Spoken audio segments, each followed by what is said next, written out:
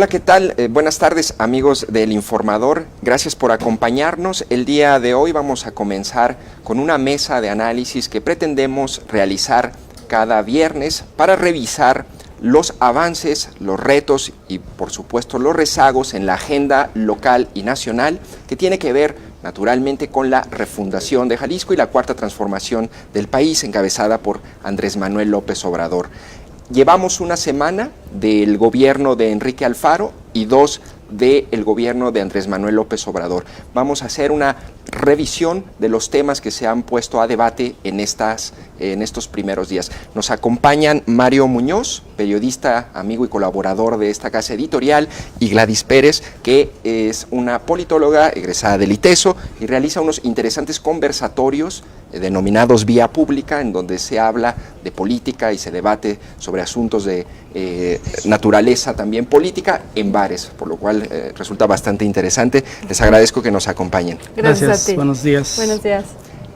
Vamos a comenzar, Gladys, si gustas, con tu opinión o tu perspectiva general del inicio de esta primera semana de Enrique Alfaro y las 2 primeras semanas de Andrés Manuel López Obrador, que comentábamos un poco antes de comenzar la transmisión. Parecen que están las 2 agendas, nacional y local, como amalgamadas, unidas casi como en un juego de espejos.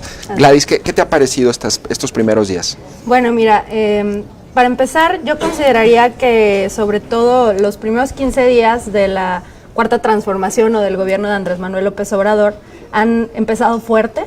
Han empezado muy apegados a los lineamientos rectores de lo que era la cuarta transformación y sobre todo algunas promesas de campaña, ¿no? Ya en 15 días logró hacer el tema de la reducción salarial que había prometido. Había también dicho el tema de las pensiones para los presidentes, que ya también se quitaron. La reforma educativa, que recientemente también lo estábamos platicando ahorita, también ya se canceló. Y las consultas que había dicho que iba a poner a juicio de la población para diversos temas que traía desde la campaña y como propuesta de proyecto de nación. Creo que en ese sentido es fuerte el impacto. También me parece que ha usado, al igual que Enrique Alfaro, son comunicadores muy hábiles a mi parecer, y me parece que han utilizado recursos comunicativos interesantes, sobre todo en cuestiones de simbolismos, de lo que refleja un gobierno cercano hacia las personas. Y estaba platicando contigo ahorita un ejemplo, ¿no? Simplemente yo tuve la oportunidad de estar la semana pasada en Ciudad de México y pude entrar a ver Los Pinos abierto. Un museo. Las filas y las filas de personas que se hacen en un sábado en la mañana es impresionante, como sí está llamando la atención y como sí la gente percibe estas sutiles y pequeñas diferencias que quizá para algunos de nosotros no significan o no puedan significar mucho, pero para las personas... Para el círculo rojo, ¿no? Para el círculo rojo, que es lo que platicábamos hace rato, pero para el grueso de la población se perciben como wow, ¿por qué está haciendo esto tan diferente? ¿Recuerdan los vehículos a la hora de transportarse a la toma de protesta? ¿Cómo era el contraste entre los vehículos en los que iba Enrique Peña Nieto y luego donde iba Andrés Manuel López Obrador? Todo eso comunica, incluso el no hablar en política comunica. Entonces, muchos de ese tipo de simbolismos, imágenes, que tratan de hacerlo ver como un equipo y un gobierno más cercano, me parece que han tenido un profundo éxito en estos 15 días, de la mano con esa lograr posicionar ciertos temas de campaña ya en la agenda y decir, ya cumplí, estoy cumpliendo y lo estoy haciendo pronto. Eso me parece interesante.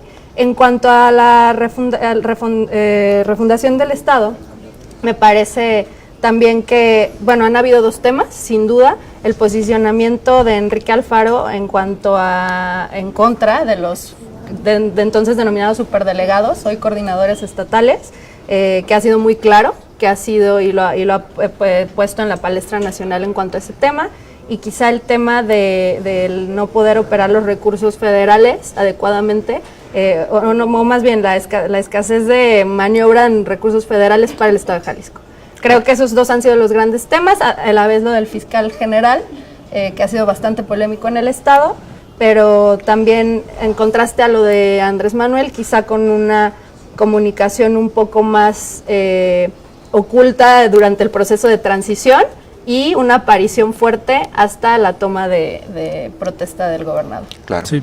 Coincido totalmente en lo que dices, en lo mediático y en el posicionamiento, sobre todo de Andrés Manuel. Yo creo que si él entró con un 60% de popularidad, yo creo que ahorita con lo del tema de los salarios, del enfrentamiento con los ministros, de todas estas reformas que está impulsando a favor del pueblo, yo creo que me canso ganso que debe estar en el 70 u 80% de popularidad, porque en serio han sido temas que han como bombas, ¿no?, en los medios de comunicación sobre todo, pero yo creo que hay cosas que sí son todavía más estructurales que hay que ponerles atención, y es el presupuesto.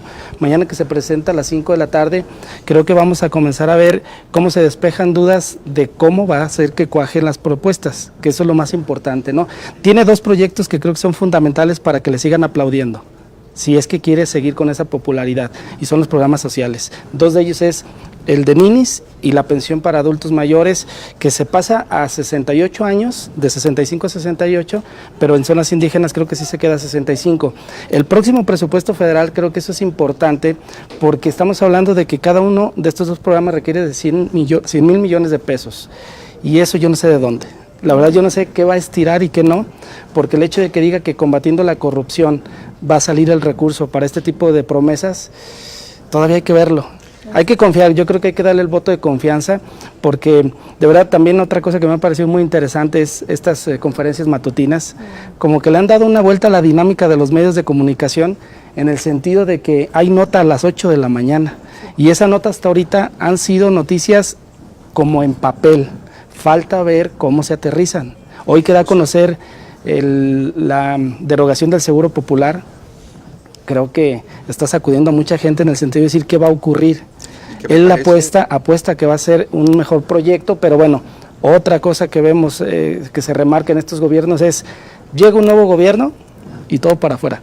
Llegan las nuevas estrategias, las nuevas leyes orgánicas, reglamentarias, y yo no sé si eso es bueno o malo. Todos presumen que es lo mejor, y vemos que cada que se termina un sexenio fue lo peor, ¿no? Por lo menos en las últimas administraciones. Yo creo, Mario, que como comentas, el sexenio comienza mañana. Mañana sí, que se presente el presupuesto federal 2019, presupuesto es amor, y vamos a saber de qué tamaño vienen las apuestas de Andrés Manuel López Obrador para sus programas estratégicos, y también cuánto dinero se va a destinar a Jalisco para los proyectos estratégicos que defiende Alfaro, como el saneamiento del río Santiago, los otros... Línea 4. Libramiento de Puerto Vallarta y Presa del Purgatorio. Me parece que el día de mañana a las 5 de la tarde, cuando se presente el paquete económico 2019 en el Congreso de la Unión, y después a las 8 de la noche sesionan aquí en el Congreso local los diputados para también delinear el presupuesto estatal, va a comenzar el sexenio, porque entonces ya no van a ser nada más mensajes o símbolos, sino verdaderamente programas que deben tener un presupuesto y deben ser ejecutados, ¿no? Otro tema que me gustaría abordar con ustedes, y no sé cómo lo han visto, y que a mí me preocupa, es el tema de la seguridad y la coordinación entre Federación, Estado, las mesas regionales que impulsa Andrés Manuel, el Consejo Estatal de Seguridad de Enrique Alfaro. Tenemos una ola de violencia y de multihomicidios en estas últimas 2 semanas. ¿Cuáles son los rasgos y los retos que ustedes advierten del tema de la agenda de seguridad puntualmente a nivel local y a nivel nacional? Mire, yo algunas recientes columnas que he escrito lo he un poco advertido, en el sentido de que creo que van contrarreloj. Ahora sí que más allá de un tema que sí definitivamente puede ser electoral, rentablemente electoral sobre todo en 3 años, ¿no?, en los municipios, el rendir resultados ya en materia de seguridad es fundamental. O sea, ya la sociedad no puede seguir viviendo con este miedo, esta incertidumbre, salir a la calle, o el que tu hijo vaya a la escuela y que pueda ser víctima de un homicidio por robarle un celular o una cartera y demás, ¿no? Está totalmente rebasado. Las autoridades, lo hemos sabido desde hace varios años, a nivel municipal, estatal y federal, están rebasadas. Desde mi perspectiva, creo que hace falta una coordinación seria, o sea, ese tipo de diálogos a través de mesas regionales, a través de todos estos esfuerzos que se están realizando para poder estructurar una estrategia coordinada, y sobre todo alineada, o sea, que realmente los esfuerzos abonen desde todos los niveles de gobierno a un mismo fin, me parece que es fundamental. Ahora, por otro lado está también el aspecto político, ¿no? El aspecto de a veces decir, ¿sabes qué? La parte de las propuestas de seguridad de Andrés Manuel en cuanto al tema de la Guardia Nacional, yo no me quiero vincular tanto por esa parte, quiero mejor permanecer yo un poco, digamos, pues separado de esa línea. No sé qué tanto efecto positivo o negativo pueda traer para cada estado. Creo que ahorita en la parte política sí hace falta mucho adherirse y ver un fin común. Creo que eso es lo más difícil, es el reto desde mi perspectiva más complicado, porque ahorita está como toda esta expectativa de lo que comentabas del presupuesto y demás cuestiones Guardia que los Nacional. Tienen Guardia Nacional y todo, ¿no? El tema que volvemos, Círculo Rojo, Guardia Nacional, es un tema que se preocupa por el tema de los derechos humanos, que se pueden llegar a violentar, qué pasa, porque se interpreta un poco como esta parte de la militarización, ¿no? De militares en las calles. Entonces, creo que estudios como Latinobarómetro, por ejemplo, han ya dado cifras desde hace muchos años en que las personas, sobre todo en México, están dispuestas a renunciar a cierto tipo de derechos democráticos, por así decirlo, con tal de que ciertos problemas de su vida cotidiana, como la seguridad, se solventen. Entonces, si tú te fijas en algunos de los estudios de opinión de la percepción de la gente en cuanto a la estrategia de seguridad de Andrés Manuel, lejos de esta percepción de Círculo Rojo que dice y le preocupa y se mantiene un poco escéptica, ellos están encantados y la apoyan. Me parece que era como un alrededor de 66% de la población el que está apoyando ahorita esa estrategia. Yo y reitero y con esto finalizo, sí me interesaría ver a un estado profundamente, por lo menos, empapado de la estrategia federal y sumado hasta medida de lo posible para poder tener resultados en un corto y mediano plazo, porque claro, es importante ya empezarlo a ver así. Sí, me parece que hay que traer a la memoria la estrategia de Felipe Calderón, que fue un rotundo fracaso. Si recordamos eso y traemos ahora el proyecto que es la Guardia Nacional, yo la pregunta que me hago es, ¿a quién vamos a responsabilizar si los delitos del fuero común no se vienen a la baja? Porque vemos que López Obrador prácticamente está tomando toda la responsabilidad de decir, yo asumo de que la seguridad va a mejorar en todo el país, y como que sí hay esta ya, no sé cómo mencionarlo, en el sentido de que se va a combatir con la Guardia Nacional con mayor fuerza, si el fuero federal o fuero común. Y vemos también otra cosa preocupante, que es los gobernadores que no quieren la Guardia Nacional. Aquí en Jalisco, por lo menos en las entrevistas con Enrique Alfaro, no se muestra convencido de que la Guardia Nacional vaya a ser el salvador de la inseguridad que se padece, por ejemplo, en el estado. Creo que eso es un tema importante. Y la otra, en el tema legislativo, ¿cuánto tiempo van a tardar en que se avale esta reforma constitucional para que la Guardia Nacional militarizada o la policía militarizada ya se despliegue en todo el país en las 266 coordinaciones territoriales que se pretenden? Dicen que aquí en Jalisco se requieren por lo menos 20 para reducir los indicadores. Ahí, ese punto me parece fundamental. Entre más pronto sea, podremos tener algunos indicadores. La estrategia de López Obrador de medir al día los homicidios, creo que es fundamental para focalizar los problemas y intervenir de la manera más pronta o inmediata para solucionar los problemas en ciudades que igual ya sabemos cuáles son, ¿no? Sabemos que los estados de Tamaulipas, Guerrero, Chihuahua, en fin, son los que son los focos rojos, Jalisco, por supuesto. Hay un tema que también me parece que se está dejando fuera de la agenda nacional, y es la impunidad que hay en la Procuración de Justicia, y debe ir de la mano. Si tenemos una buena Guardia Nacional, si tenemos también una policía estatal y municipal que se coordine con las fuerzas federales, creo que si no tiene un acompañamiento de una fiscalía o procuraduría, sea estatal o federal, efectiva, pues de qué va a servir que estén atrapando a los delincuentes si los ministerios públicos los van a estar dejando fuera, sin contar el otro paso, ¿no?, que es el Poder Judicial. Creo que esa es una estrategia estructural que se debe de formar, y yo no veo que en eso exista una coordinación total, Guardia Nacional, Ministerio Público y Poder Judicial.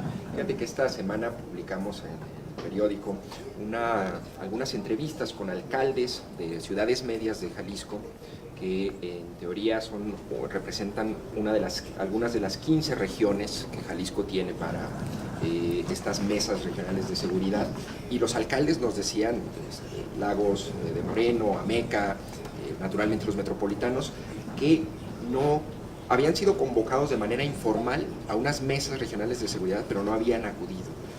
Es decir, estas 266 regiones que en teoría deberían tener una coordinación y un trabajo en materia de seguridad, me parece, al menos en Jalisco y supongo que en la gran parte del país, no están operando como tal.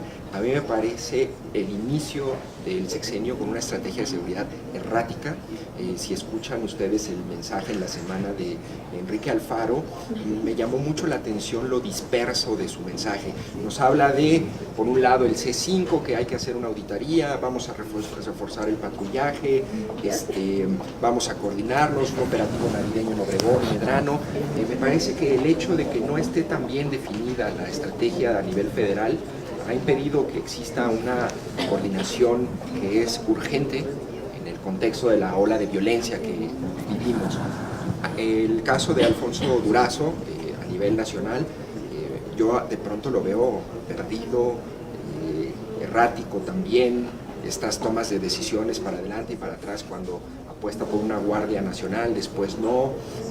A mí me parece que ahí hay un enorme reto en materia de seguridad. En el tema también de la agenda semanal que estuvo a debate fue el de los salarios, me parece que también el más mediático.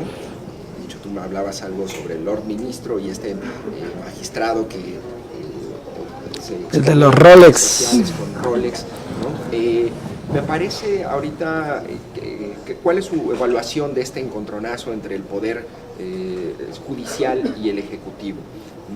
Hay allí un antecedente muy interesante en el 94, cuando Ernesto Zedillo decide enviar una reforma constitucional al tema de... decide enviar una reforma constitucional para desaparecer las 22 salas de la Suprema Corte y reduce a 11 los ministros y elimina a todos los magistrados que estaban al frente y hace un cambio literal de borrachos. Por ahí veía unas columnas de trascendidos que hay una propuesta similar de Morena ya para crear un tribunal constitucional. Salgado Macedonio. Podría presentarse próximamente. Imagínense, cambiar a todos los ministros de la Corte, que de hecho Olga Sánchez Cordero fue una de aquellas ministras que llegó a la Corte gracias a esa reforma de Ernesto Zedillo. Bueno, pues coincido perfectamente con lo que mencionabas, Mario, hace ratito. Es un tema que sin duda, en términos de popularidad, Andrés Manuel ahorita le debe de estar redituando de una manera impresionante. Ahora, yo, de hecho, precisamente mi columna del día de hoy, que está publicada en el Occidental Comercial, para que la vayan a ver, hablo acerca de eso. Precisamente yo creo que también como ciudadanos a veces tenemos que aprender a darle lectura a ciertos temas desde una óptica un poco más conservadora. ¿En qué sentido? Les voy a platicar un poco mi percepción y cómo yo lo planteo en la columna.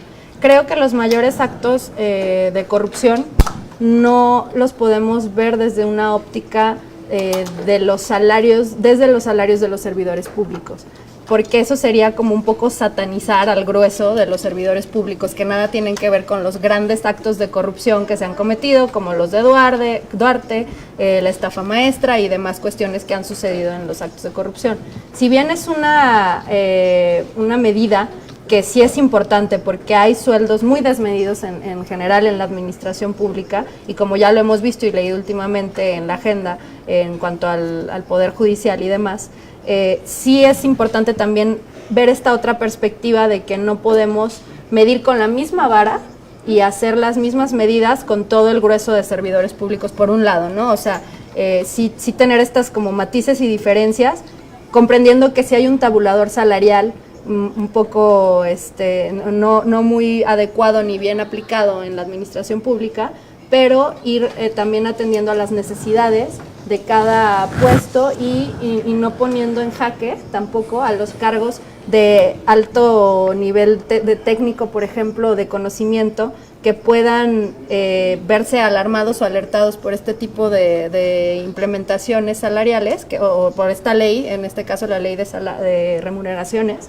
y que puedan existir fugas incluso a la iniciativa privada, o que por este temor de pérdida de prerrogativas y cuestiones que ya puedan les dijo, si no les gusta pues, el salario en el gobierno, pues váyanse a la iniciativa privada. Y entonces, ¿qué pasa con la curva de aprendizaje, ¿no? de los gobiernos? O sea, ¿qué va a suceder con todo pues ya personal de valor que sí se tiene? Y que la verdad luego la gente como que luego es como muy, señala y nada más dice, ¿sabes qué? No, todos son iguales, los servidores públicos, a todos les bajen, a mí no me importa, pero no realmente el aparato, ya el grueso del aparato al interior, sí requiere de ciertos reconocimientos salariales proporcionales, obviamente a lo que realizan, a la labor que realizan. Yo creo que sí hay que hacer un debate, una nueva conversación en torno a los salarios y un poco viendo la particularidad de cada uno de los cargos que se ejercen en el gobierno, pero sí definitivamente es un tema que pues difícilmente las personas no lo van a apoyar.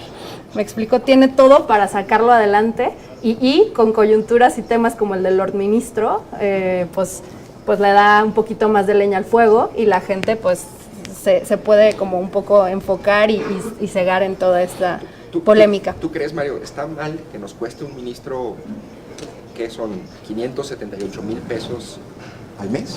Lo que está mal es que cuando López Obrador dice que ganaban más de 600,000 pesos al mes, la Suprema Corte emite en redes sociales que era falso, que tenían un sueldo de 270,000 pesos. Y por parte de la Secretaría de Hacienda vemos que si sumamos todas las gratificaciones o prestaciones laborales que tienen, nos cuestan 6.9 millones de pesos al año, que en la resta de los 12 meses son los 570,000 pesos mensuales. Sí, muy cerca de los 600. Eso me parece un error de la Suprema Corte de Comunicación, porque cuando el máximo Tribunal de Justicia miente o intenta simular que es falso lo que dice el presidente, creo que salió perdiendo muy mal. El hecho de que se discuta esto me parece que le hace bien, ¿no? Le hace bien porque la gente, por supuesto que no es justificable por ningún lado, por donde lo veas. Tú mencionabas cuando Ernesto Zedillo liquidó a 26 ministros en 1994, yo no sé qué fue lo bueno, si terminar con la corrupción o iniciar un nuevo proceso en donde se encareció la burocracia judicial, porque después de allí es cuando dijeron, no queremos corruptos, hay que pagarles bien, pero se despacharon con la cuchara grande, porque si vemos un salario, supongo, honesto para un servidor público que sí tiene un riesgo como los magistrados, ministros o jueces, yo creo que 200,000, 300,000 pesos es suficiente. Y hay que recordar otra cosa, cuando les dice López Obrador, váyanse a la iniciativa privada, si hay alguien que tiene un buen despacho en la Ciudad de México son los ministros, en lo privado. Allí de verdad que se tejen muchas cosas en el ámbito judicial, fuera de la Suprema Corte. Entonces creo que es un buen tema, qué bueno que se está discutiendo.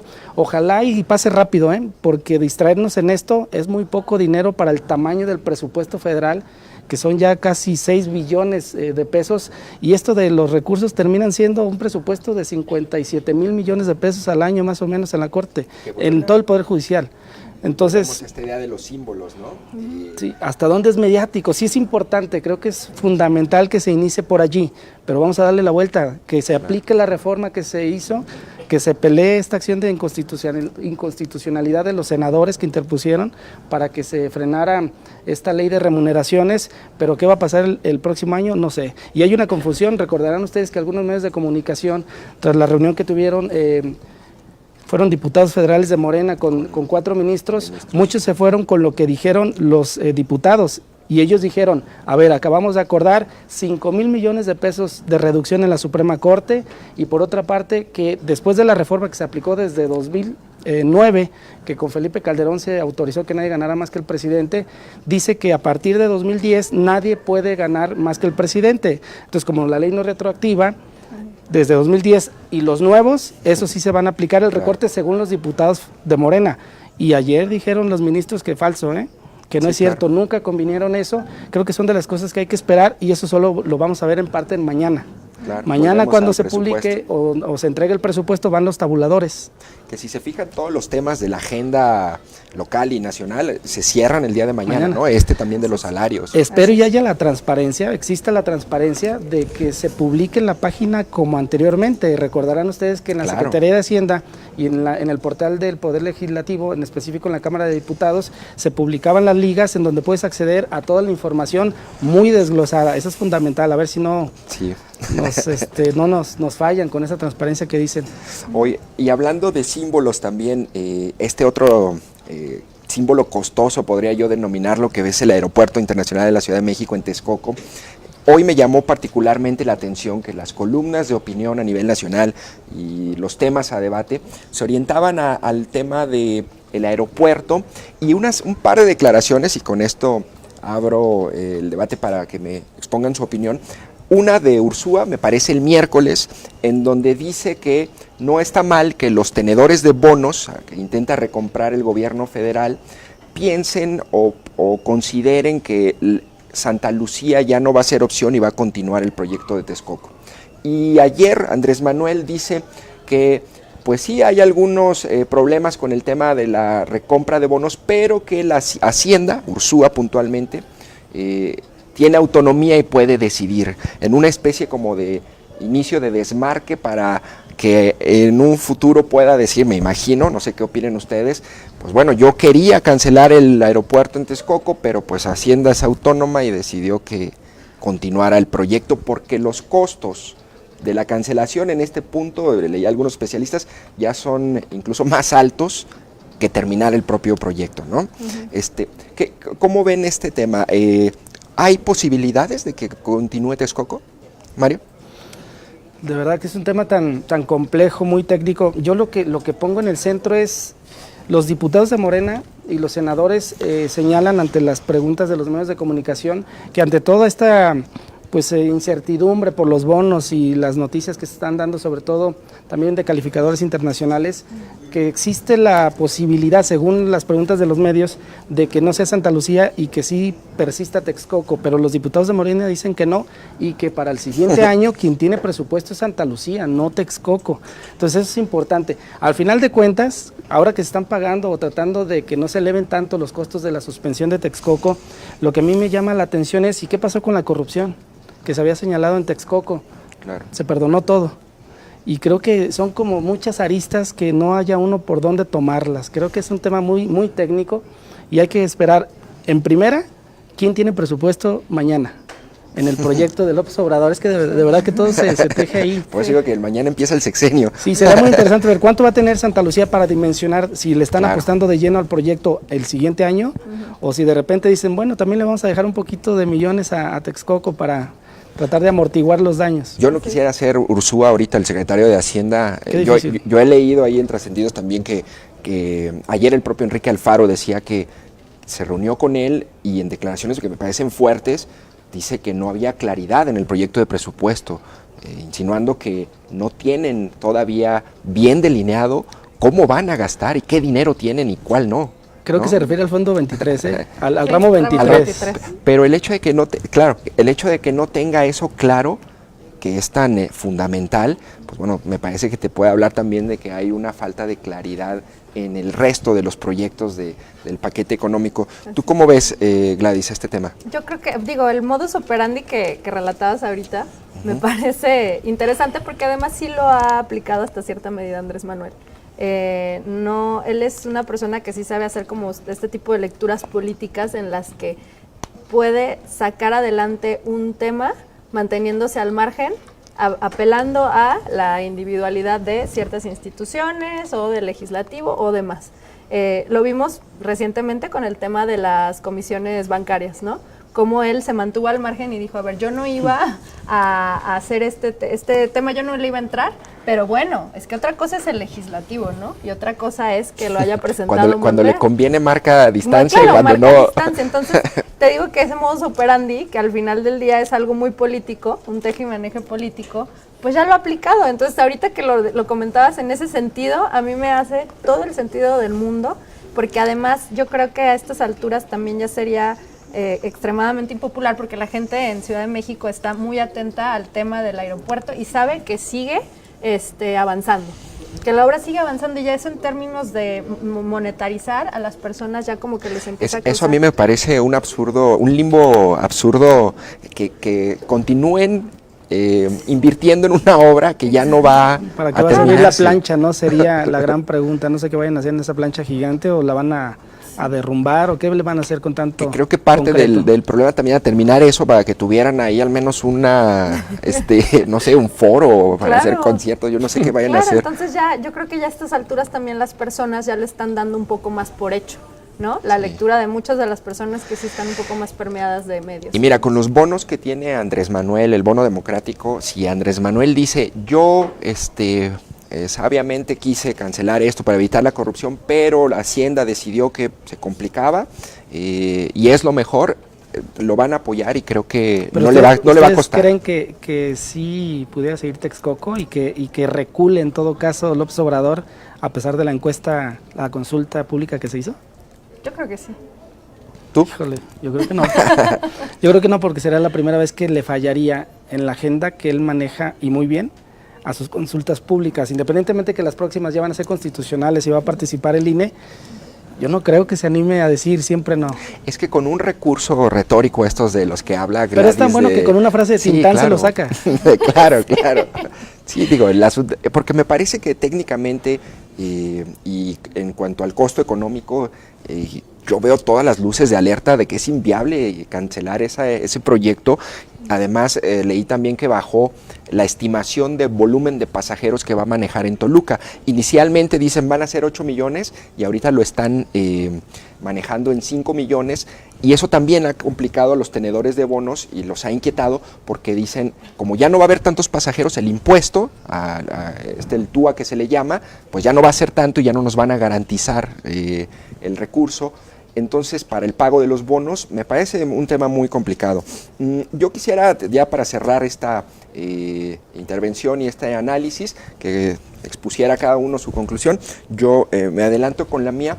A mí me parece que si bien todo desemboca en el presupuesto el día de mañana y vamos a saber con claridad las definiciones de programas y todos estos temas a debates, un aspecto fundamental en la agenda de Enrique Alfaro y de Andrés Manuel, me parece que es su capacidad, o lo que habría que estar atentos y que va a determinar su sexenio, es su capacidad de rectificar y de reconocer sus errores.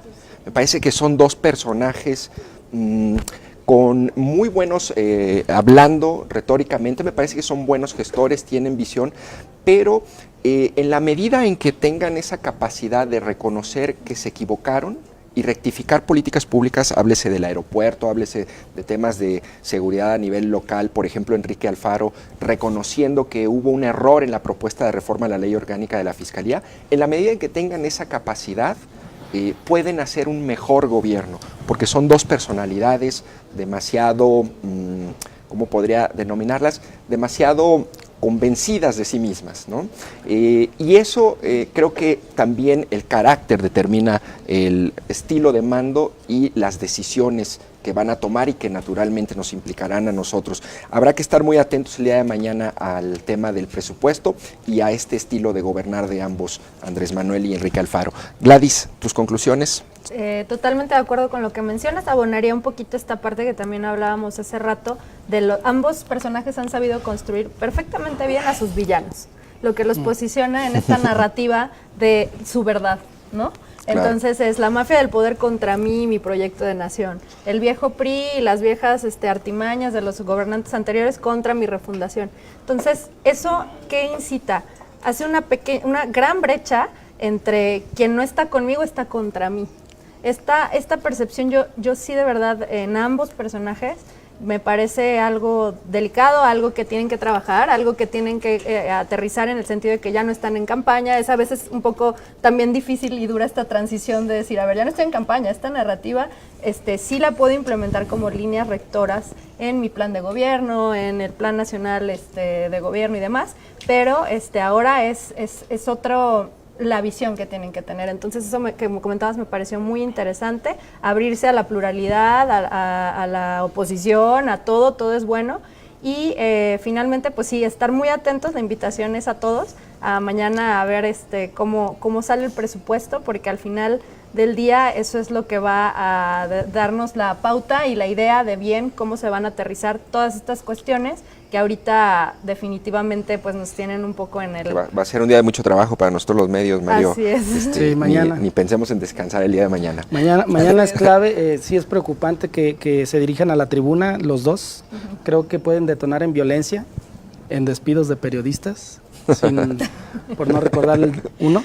Sí. Pero creo que lo que necesitamos ante el discurso tan posicionado que tienen y efectivo para mover masas y para que la gente les crea, necesitamos un sistema de indicadores de verdad que sea lo más, no sé, amplio y transparente posible y efectivo para saber qué se está haciendo y qué no se está haciendo. Creo que en cuanto al gobierno federal, no existe una medición o un portal que te esté dimensionando en qué se va avanzando y en qué no. Aquí en Jalisco existe uno que se llama Mide Jalisco. Ojalá también no solo se continúe, sino se refuerce con toda la intención de distinguir dos cosas: lo que dicen en tribuna y lo que se está ejecutando y cumpliendo con el paso del tiempo. Eso es fundamental. Claro, qué difícil, ¿no? Digo, porque al final también es muy complicado y cuestionable, incluso quien genera los indicadores, pues son juez y parte, ¿no? Pero bueno, son las instituciones y lo que tenemos, ¿no? Vamos confiando. En este caso la Secretaría de Planeación y Evaluación, que ya no sé cómo cambió el nombre.